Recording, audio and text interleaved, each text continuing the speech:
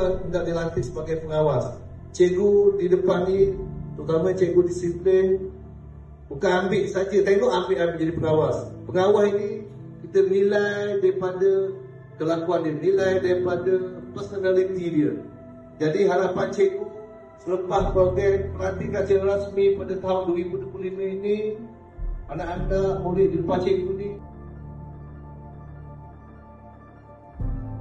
hari ini yang berjalan ini mereka patut diraihkan. Apakah peranan pengawas? Pengawas adalah pemimpin kecil yang dipilih untuk menjalankan tugas dan tanggungjawab membantu guru-guru dan pentadbir sekolah agar dapat mewujudkan satu pendidikan sekolah dan kemas berantas.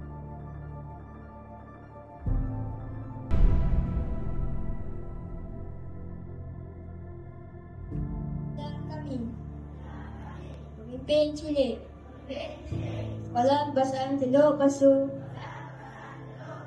dengan ini berikrar akan sentiasa menjalankan tugas kami dengan penuh tanggungjawab.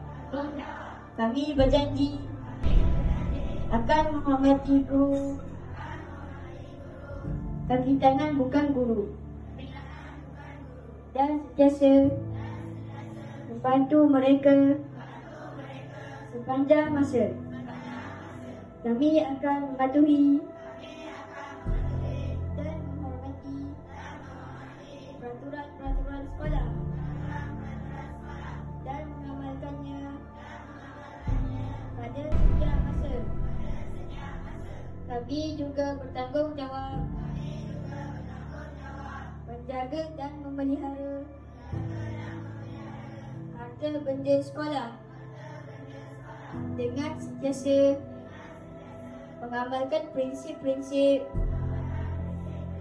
rukun negara pada setiap masa demi menjaga nama baik Sekolah Bahasa Teluk Pasu. Terima kasih.